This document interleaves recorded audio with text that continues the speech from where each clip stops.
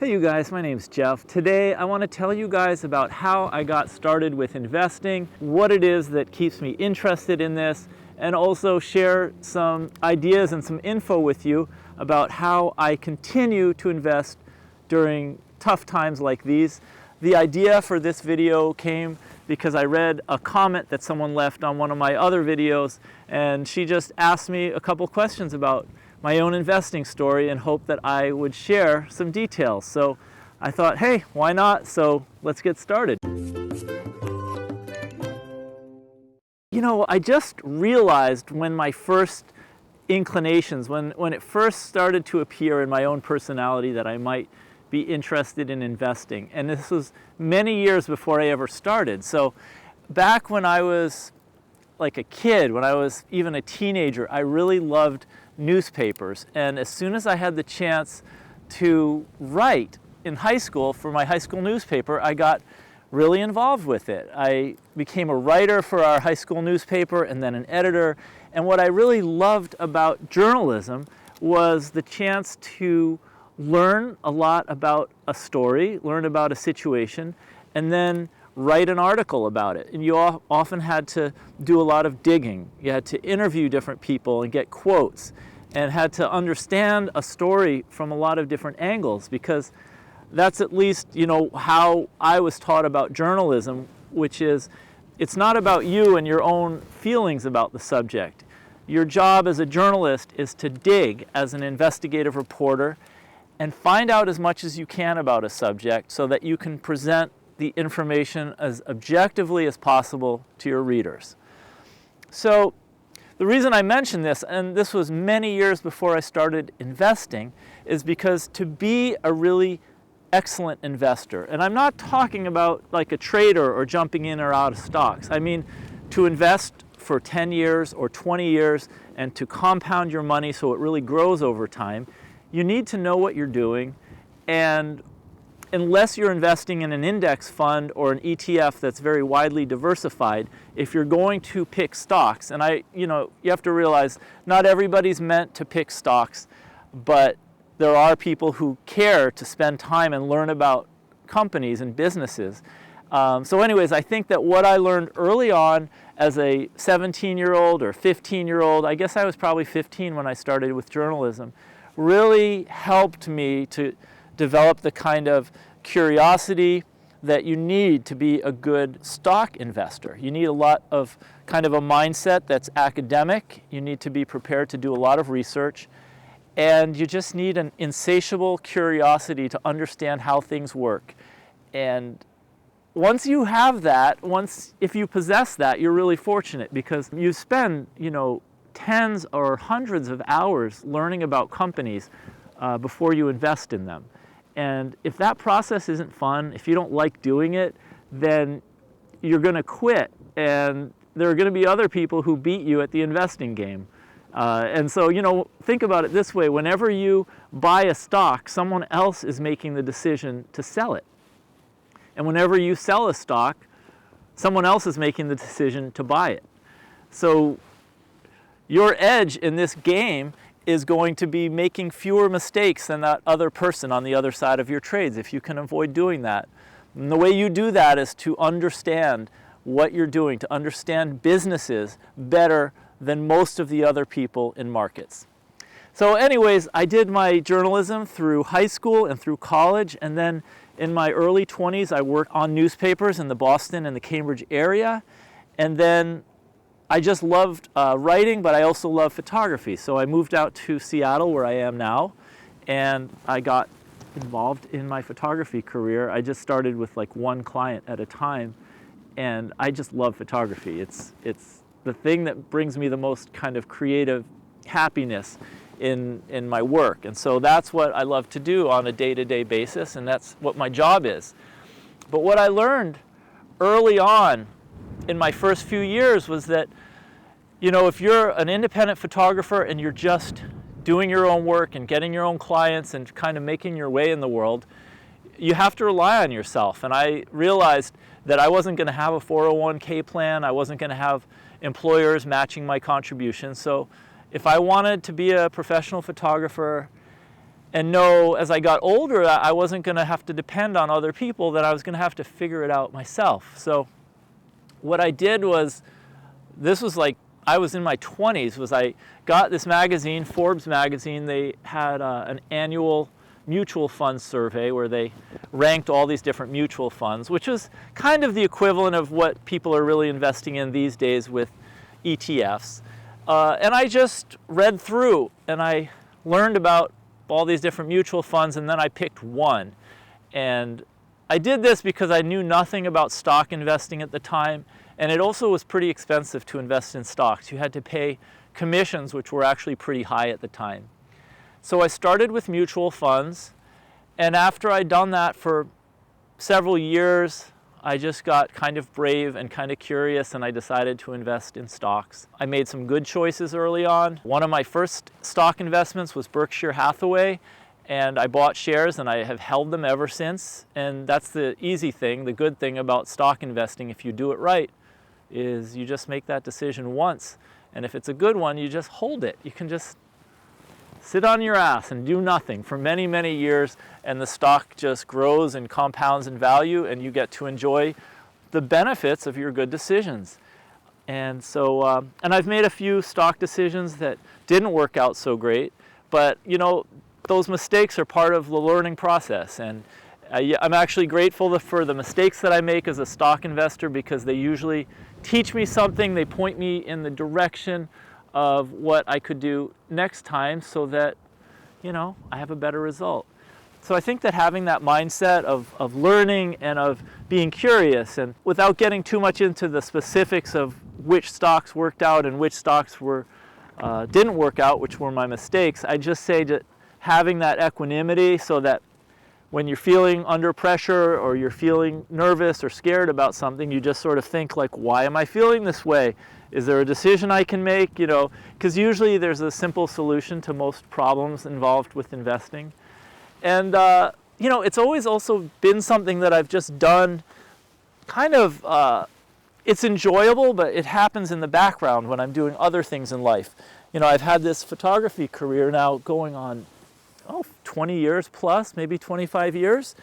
And, you know, I've been able to do this and make friends and build my photography experience, and have the investing something that I just do whenever I have free time and I feel like it.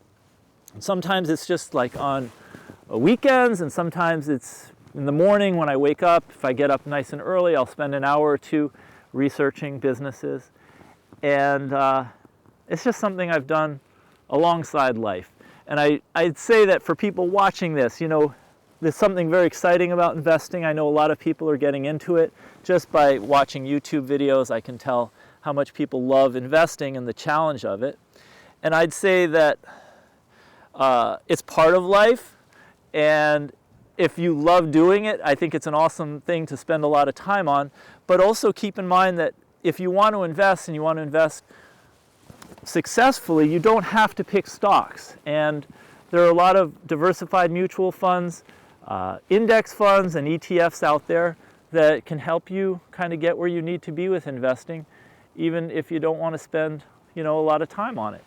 And so I think a lot of investors will do really well just investing at regular intervals, whether it's every month or every 3 months or whatever it is, once a year, into index funds, into ETFs. And your results will be better than most hedge fund managers and professional money managers, and you won't have to spend a lot of time learning and thinking about it, and you'll do just fine. I'd say the keys are to have the right temperament, and by that I mean, you know, not getting frazzled, not getting upset, not getting emotional about investing. Investing, you know, if you're doing it right, it's very business-like kind of thing. You think about it, you analyze it, it's a very academic process, and it's a bunch of decisions you need to make. And in order to make them, you have to ask questions, you have to read a lot, watch videos, talk to people, read more, think, develop interests.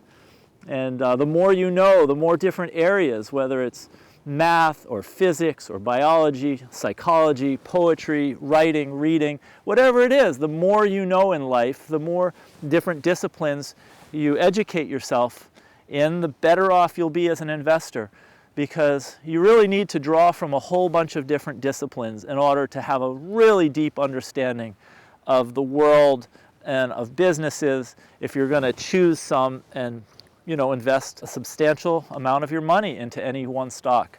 So it's something that I really enjoy doing, and that's why I made this channel, so I could just share with you guys some of the things that I've learned. I continue to invest in stocks. Just about every year I invest in stocks, and I've been doing this for the last probably 20, 25 years. And I also invest in ETFs, just diversified ETFs. One of the favorites, if you have been watching this channel over the past year, you'll know that I invest in VTI, which is Vanguard's total stock market index. It invests in large caps, mid caps, and small cap companies. And to answer the question that somebody had about how is it that I continue to invest even when the markets are crashing and the economic outlook is bleak, I would say it's just because the way I see it with investing is I'm just trying to collect stocks, or by buying ETFs you're actually buying pieces of different stocks of lots of different businesses, and I like to accumulate these assets over time. And as long as they're good companies, they're profitable, I have no problem holding them, even though the market and other investors are getting scared. In fact, those are the times you really do want to invest. It's when other people are freaking out and they're driving the prices of the stocks that I want to own lower. And most times you don't kind of get those opportunities.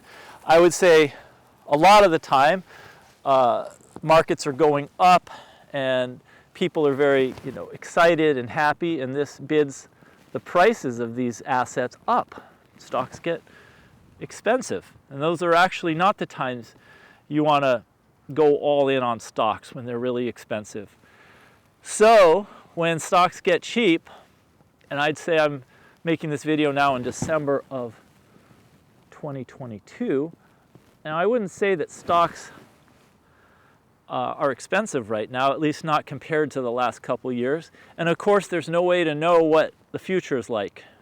But true investors, real, what I would call value investors, do not try to look at the macro environment and make predictions about what's happening with the economy or where the stock market's going to be. That's called top-down investing, where you start looking at the economy and other macroeconomic factors and then make your investments based on the economy. But the kind of investor I am looks at the fundamentals of businesses and looks at stocks that make sense because I understand them, and then I'll buy them if the prices are low. But it starts bottom up, meaning bottom starting at the foundation, which is the business strength. And I'll buy stocks in businesses that I've been studying for 2, 3, 4, 5 years or more. It's rare that I will find out about a stock and buy it, in just, a month or 2 or 3, because I'm not able to get enough knowledge. I'm not able to satisfy my understanding about a business in just a few months. So I'd say that's another important characteristic for good investing, is if you're going to buy stocks, to take your time. There's really no rush. There's no hurry to pick stocks. And and just when markets are down, when the stock market is down and other people are losing their minds and losing their money and freaking out, those are the times that a really good investor keeps that sense of calm, keeps that equanimity, and you're able to buy those assets that you want to buy anyway. You're just buying them at cheaper prices. So it makes complete sense to not give up and not freak out. I've been investing in stocks now every month of 2022, and I really appreciate the opportunity to buy these stocks when they go on sale, like right now. So I continue to buy. I think buying every month, buying on a regular interval makes sense whether you're just starting out or whether you've been doing it for a while, because if you buy only when your emotions, make you feel good about it, then you're going to be buying when prices are high. But what I like about this past year is, by telling myself ahead of time I'm going to buy every month, regardless of what's happening in the market, I've been able to buy stocks, when the market's been up, but also when the market has been down. And that's the kind of thing where if I was waiting until when I felt good or when I felt comfortable to make the investments, I might just be waiting around and not acting, and then not buying stocks when they're cheap. So I really like this opportunity to just do the monthly. Yeah, do you want to go? Is that it? I think Rosie's been kind of patient waiting here while I make this video, and she's like, come on, let's go play, let's go run around.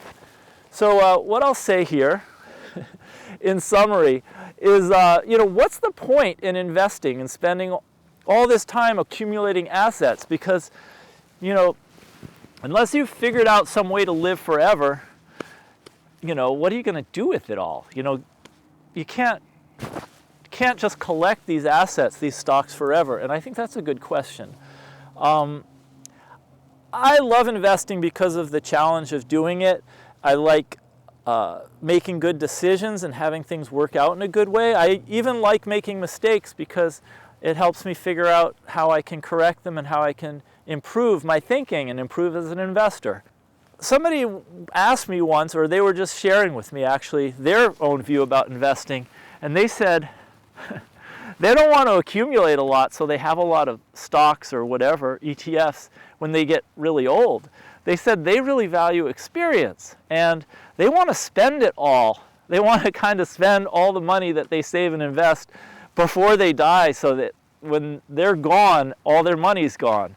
And I thought, yeah, I guess Rosie agrees too. Maybe she just wants me to buy a lot of doggy treats. Is that what you want? She'd love a lot of treats. But yeah, that idea of like spending it all so that you can enjoy it, and valuing experiences over things makes a lot of sense. And sometimes I think, geez, maybe I should just spend more of my money instead of investing it. And it's funny. I noticed I was leaving my house today, and I saw one of my neighbors was driving off in this brand new Rivian. They just bought a new electric car, pickup truck, and I thought, wow, that's a cool car, And I thought, instead of just accumulating stocks or ETFs or whatever, I could go buy like a really nice truck or a car or whatever. And then I thought, my car, I've had it for years. It's just a regular car. But it gets me where I need to go, and it's really reliable. It doesn't break on me, and it's enough, So yes, I could start selling stocks and buying things, but it doesn't really bring me happiness. And so, at least for now, what I really like about having investments is just that I don't really have to worry about money, and at least, on the day-to-day. Now, when I moved to Seattle in those early years, I had very little money, and I was just paying my rent in my apartment and getting food, but I had no health care. If I'd gotten hurt, if I'd been in an accident, I don't know what I would have done, because I went many years without health insurance. So now I've got like enough food, I've got health insurance, and the things that I could buy if I were to sell my stocks or my ETFs, I don't think it would really add to my happiness like at all. It might just give me more stuff that I had to worry about and fix and whatever. So, for now, I think I'm real happy with where I am, and investing for me is more of a challenge and kind of a way to kind of work my mind and keep me thinking and learning and being curious in the world. So, anyways, that's kind of my best story, if I can, about how I got involved in investing and how I do it even when the markets are crashing, because there's really nothing to worry about in the world, and certainly nothing really to worry about in investing. And there are more important things, like being outside on a beach on a really beautiful day with a doggy. Hey Rose, do you want to go run around? Do you want to go? I'll tell you what, let's go run. Let's go on the beach. So anyways, thank you so much for tuning in and watching this. If you liked it, give it a thumbs up, and that way I'll know what kind of videos you guys like. And if you enjoyed this and want to see more videos, then hit the subscribe button, and then you'll get the heads up whenever I make a new one. So again, thanks so much for joining me today, and I look forward to seeing you guys in the next video. Bye.